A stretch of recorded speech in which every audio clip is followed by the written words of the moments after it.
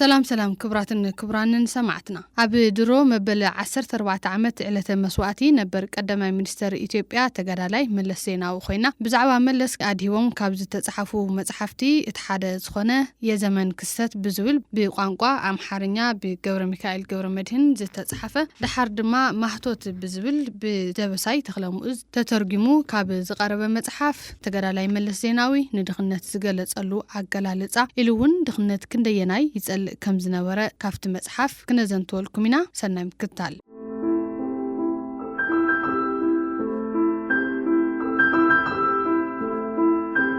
ድኽነት ኣብ ድሕሪት የስርዕ ድሕሪ ምዝዛም እቲ ደማዊ ኩናት ንመለስ ካብ ደርጊ ዝኸፍአ ጸላኢ ድኽነት ይነይሩ ድኽነት እንተሃልዩ ኩሉ ነገር የለን ዋላ ክብር ሰብነት ድኽነት ብገንዘብ ክትዕድጎ ትኽእል ነገር ጥራሕ ኣይኮነን ዘስእነካ ኣብ ኩሎም መስራዓት ሪጋኻ ድሕሪት ክኸውን ይዝገብረካ ይብል ኣሌክስ አብርሃም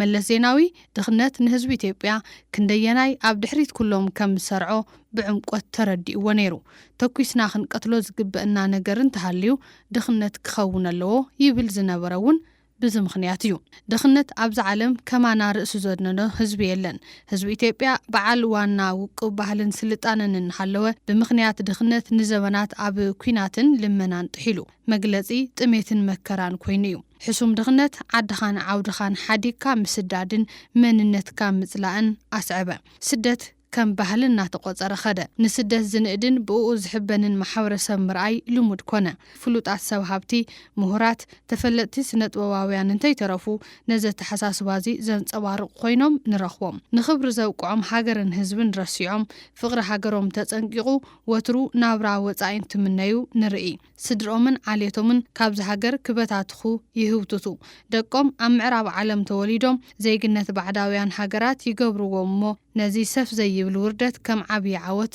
يجهرلو فلوت عالسوات النولو منتي ترفو نعنا زريونا زلو تقوارات نهاجر كان هزو خان مسرح مسعارن مدكامن أب هاجر كا سريحخا تاريخن ولدون ملواتن تيكونس زهادم من النتزلوتن زخحدن تولدي مفتاريو ببزحي دخنت أب كيدي استلاوسنا يوردت ازوئيو لعلي مثل أمننت ممناي زيجنت حافات محاجراتن زخف أوردتك انتهيلو يبل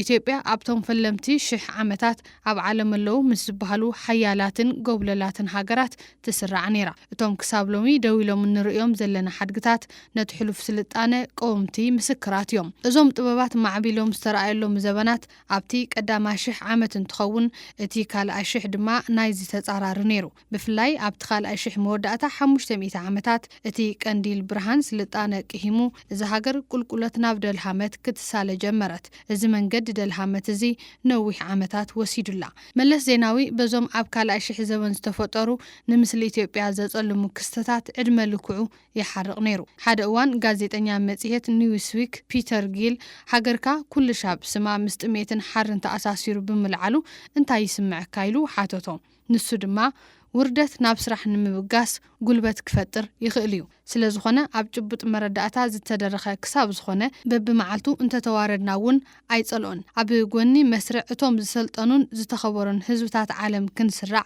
يجبئنا انتيلنا نزم محفر زخونه دخنت اقدمنا كنطفو يجبئنا بمبال تاريخاوي وردتنا ترير منفسن تبغسون كفترلنا خم زخيل غليصليو ازي غبراوي كخون غنا اتي حزبي بتزحلفنا وردت تاريخو تقطيعو نمعواله زبرابر انت خوينو حيو يبل زي تعسن زي الناس حان حزبي أي حلفلون بتي زرسح تاريخو إن حنخه نلمعات زي اللي على الحزبي أي عبن كاب عزقت دخنتون أي وطن نحاولتي أخصم زقرصه نأبيت كريستيانات لاليبلا زقوم حزبي كميلو لما نسرنا يخون إذا حزبي زي بحلوف تاريخو تطعيسو حدش تاريخ كرعاتن معبالن كسرح يقبع بمبال يزارب إذ حزبي مسدخنت كنبر يقبون يلو زأمن مرحونيو أبز حزوان لعلو خلو زقلت أن حكي أب أفموت مخانا أيو إلو يأمن نيرو መለስ እቲ ዝሓለፈ ታሪክ ምዕባልና ጠቃሚ ዝኸውን ካብዚ ዘለናሉ ጠርዚ ኣፍሞት ንምውፃእ እንወስዶ ትምህርቲ እንተሃልዩ ጥራሕ እዩ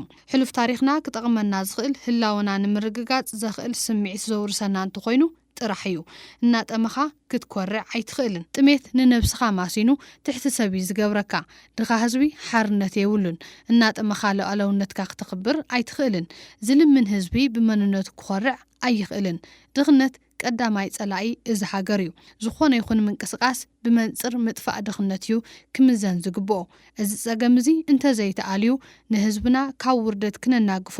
ኣይንኽእልን ይብል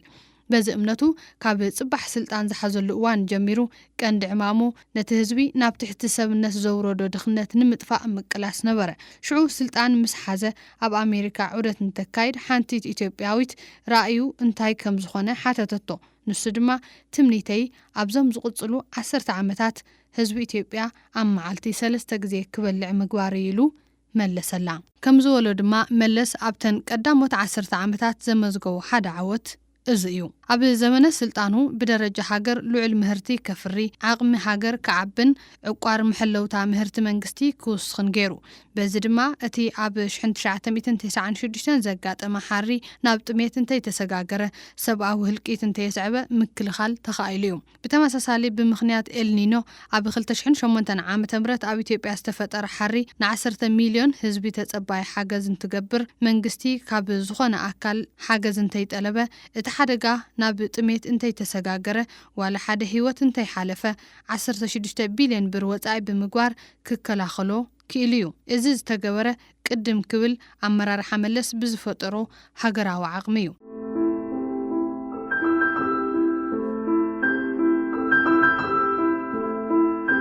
ኣመራርሓ መለስ ኣብ ናይ ልምዓት ትልምታቱ ቀዳምነት ዝህቦም ሓረስቶት ኢትዮጵያ ሓርን ጥሜትን ንምምካት ዘኽእሎም ዓቕሚ ንኽፈጥሩ ጽዒሩ እዩ ንሓረስቶት ኢትዮጵያ ፍሉይ ክብርን ፍቕርን ዝነበሮ መለስ ንሳይነሳዊ ጥበብ ሕርሻ ምስ ጭቡጥ ኩነታት ዝሃገር እናሳነየ ዝተግበረ ኣመራርሓ መለስ እቲ ሓረስታይ ኣብታ ዝተመናጠለት መሬቱ እውን እንትኾነ ውሕስነት ምግቡ ከረጋግጽ ንምሕጋዝ ጽዒሩ እዩ በዚ ድማ ሃገራዊ መጠን ምህርቲ ከዓቢ ገይሩ እዩ ቅድሚ 1983 ዓመተ ምህረት ትሕቲ 65 ሚልዮን ኩንታል ዝነበረ ዓመታዊ ምህርቲ ኢትዮጵያ ኣመራርሓ መለስ ኣብ 2004 ዓመተ ምህረት ናብ 232 ሚልዮን ኩንታል ሓፍ ክብል